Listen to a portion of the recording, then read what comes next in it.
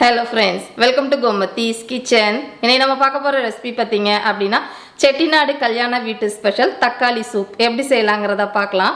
இது வந்து பாத்தீங்கன்னா chettinad கல்யாண வீடுகள்ல நான்வெஜ் டேஸ்ட்லயே வந்து இந்த தக்காளி சூப் செஞ்சிருப்பாங்க. ரொம்ப நல்லா டேஸ்டா இருக்கும். இந்த சூப்பை வந்து செய்யிறதுக்கு உங்களுக்கு ஒரு 15 நிமிஷத்திலே செஞ்சு முடிச்சிரலாம். நல்லா சுட சுட சாதத்துல பிசைஞ்சு சாப்பிடுறதுக்கும் சரி, சூப்பா குடிக்கிறதுக்கும் ரொம்பவே நல்லா இருக்கும். முக்கியமா பாத்தீங்கன்னா இப்ப மழைக்காலம் இல்லையா? இந்த மாதிரி மழை குளிர் காலத்துல இது நல்ல பெப்பர் தூக்கலா போட்டு ஈவினிங் காஃபி டீக்கு பதிலா இந்த சூப்பு குடிச்சிங்க அப்படின்னா செம்ம டேஸ்டா இருக்குங்க. இப்போ வாங்க இந்த தக்காளி சூப் எப்படி செய்யலாங்கிறத பார்க்கலாம். கோமதிஸ் கிச்சனை சப்ஸ்கிரைப் பண்ணாதவங்க சப்ஸ்கிரைப் பட்டனை ப்ரெஸ் பண்ணிக்கோங்க. உடனுக்குடனே அப்டேட் வேணும் அப்படின்னா பக்கத்தில் இருக்க பெல் பட்டனில் ஆல்ங்கிற ஆப்ஷனை மறக்காமல் ப்ரெஸ் பண்ணி வச்சுக்கோங்க. இப்போ இந்த சூப்பு செய்கிறதுக்கு நம்ம ஒரு சில சாமான்கள் வேக வைக்கணும். அதுக்கு குக்கரில் 1/4 கப் அளவுக்கு பாசிப்பருப்பு சேர்த்துக்கோங்க. இப்போ இதை 2 தடவை நல்லா கழுவி எடுத்துகிட்டு வந்துடலாம். கழுவின பருப்பில் மெஷரிங் கப்பில் 1 கப் அளவுக்கு தண்ணி ஊற்றி வச்சுருக்கிறேன். இப்போ இந்த சூப்புக்குன்னு பார்த்தீங்கன்னா 2 விதமான தக்காளி சேர்க்க போகிறேன். 2 வந்து நல்ல பழுத்த நாட்டு தக்காளியும் 2 வந்து பெங்களூர் தக்காளியும் எடுத்துருக்கிறேன். நாட்டு தக்காளி மட்டும் சேர்த்தோம்னா ரொம்ப புளிக்கும், அதனால தான் வந்து பெங்களூர் தக்காளியும் சேர்த்துக்க சொல்கிறேன். இதில் இருக்கிற அந்த கெட்டி பகுதி இருக்குது பார்த்தீங்களா, அதை வந்து கத்தியால் எடுத்துருங்க. அது சேர்க்குறப்போ உடம்புல பித்தம் சேரும்பாங்க, அதனால் முடிஞ்ச அளவுக்கு அதை எடுத்துட்டு முழுசாகவே சேர்த்துக்கோங்க. இப்போ இதிலே ஒரே ஒரு பச்சை மிளகாய் மட்டும் சேர்த்துக்கலாம், அதிகமாக சேர்க்க வேண்டாம்.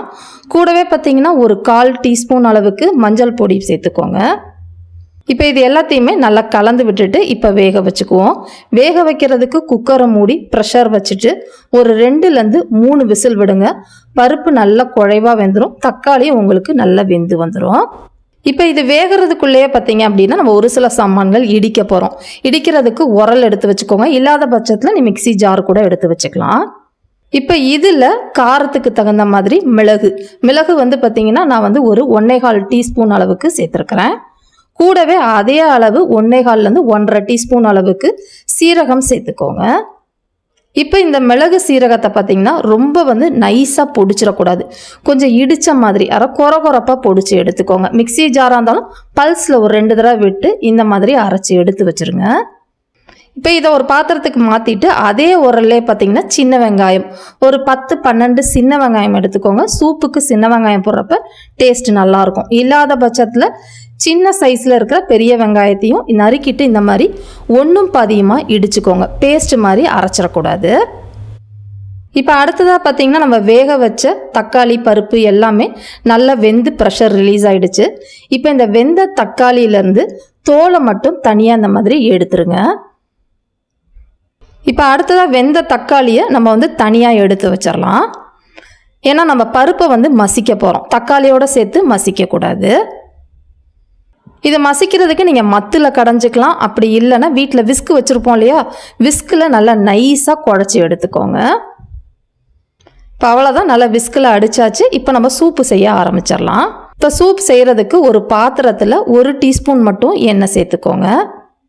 எண்ணெய் நல்லா காஞ்ச பிறகு இதில் தாளிக்கிறதுக்கு பட்டை நல்ல பெரிய பீஸாக 2 எடுத்துக்கலாம்.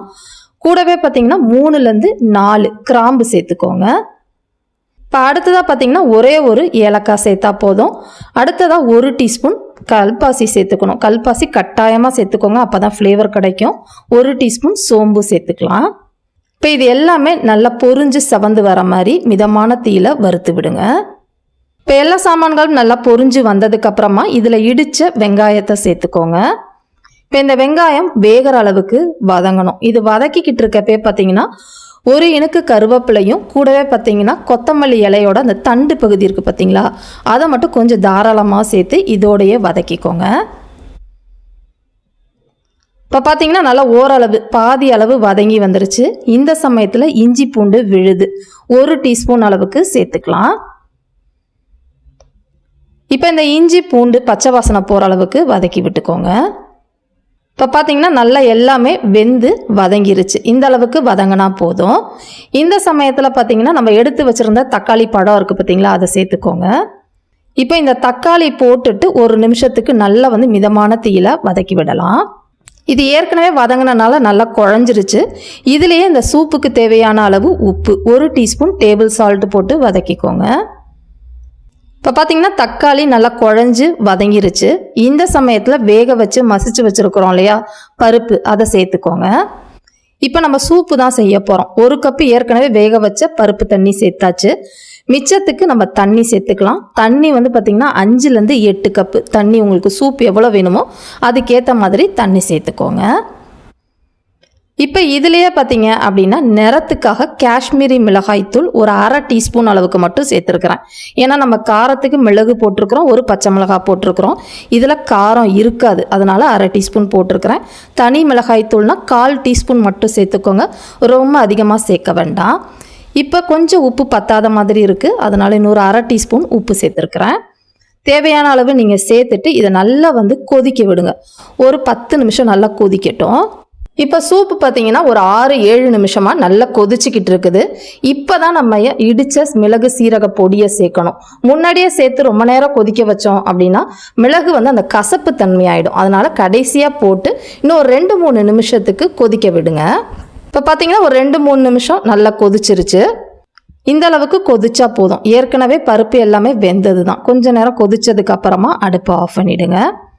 இதை நீங்கள் அப்படியே வந்து சூப்பாக குடிக்கலாம். நான் வந்து பார்த்தீங்கன்னா இதை வடிகட்ட போகிறேன்.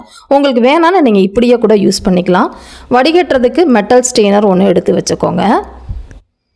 இப்போ நம்ம வேக வச்சு கொதிக்க வச்ச அந்த சூப் இருக்குது பார்த்தீங்களா, அதை வந்து வடிகட்டிக்கலாம். இப்போ பார்த்தீங்கன்னா நல்லா பிழிஞ்சதுக்கு அப்புறமா சூப் வந்து உங்களுக்கு இந்த கன்சிஸ்டன்சியில் தான் இருக்கும்.